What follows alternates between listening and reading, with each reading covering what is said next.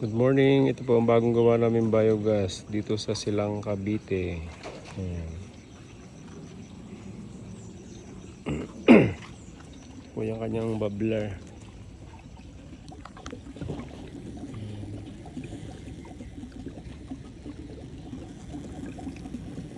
Pag sobrang gas, diyan sumisingaw.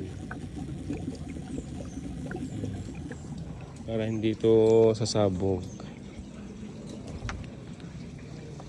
Ayan. Ilang catch basin. Itong inlet yan, papunta doon. Pag nagbara dito, susuksok yan. Yung inlet.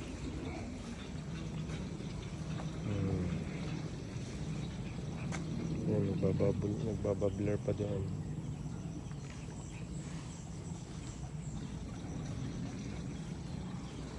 Sobrang tigas.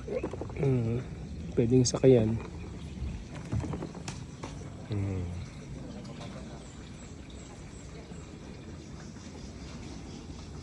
Ito po ang kanilang piggery. Yan.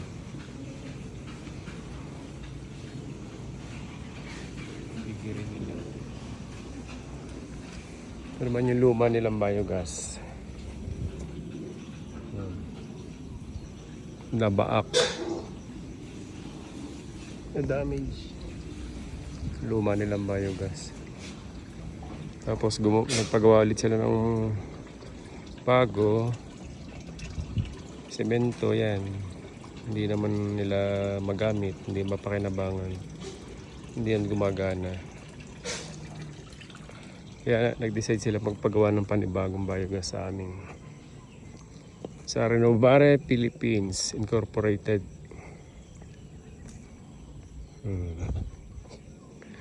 Yan po itsura niya. Dito ang outlet. Dito pupunta ang wastewater. Pwedeng gamiting organic fertilizer sa mga tanim nilang gulay. Yan. Dito po ito sa Silang Cavite. Ang outlet, pag barado dyan, susuksukin ng para matanggal ang bara.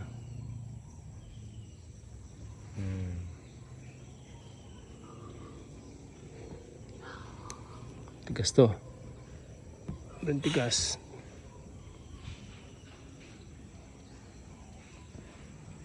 Pigirin nila. Ito yung kagagawa lang nilang biogas. Digester hindi gumana. Tsaka yung isang yun. Yung catch basin.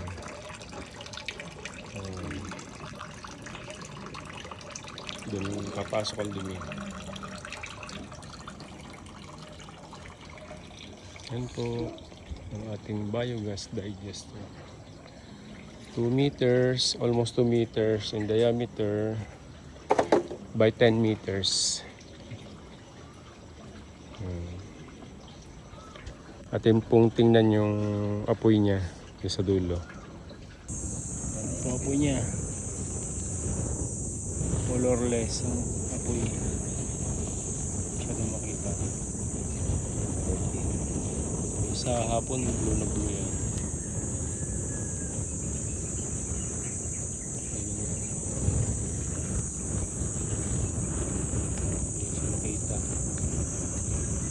Makita ko apoy.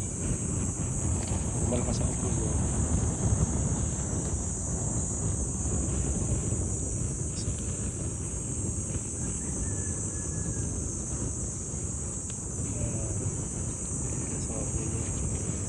Pag madilim na kita yan, kulay blue. Ngayon di pa siya makita. Yan, dadaan na namamatay.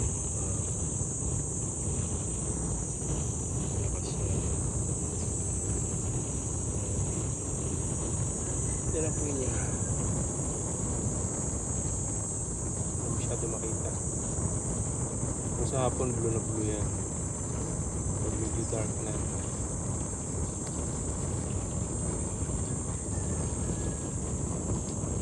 Magagapit na ng may-ari.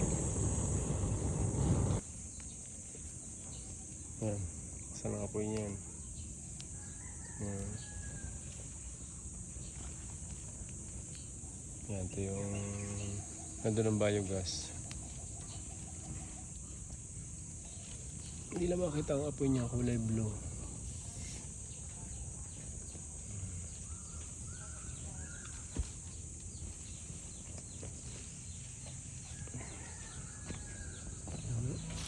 Yan. Yan. Apoy niya. Lakas ang apoy niya. Init. Nasaan? Hindi makita.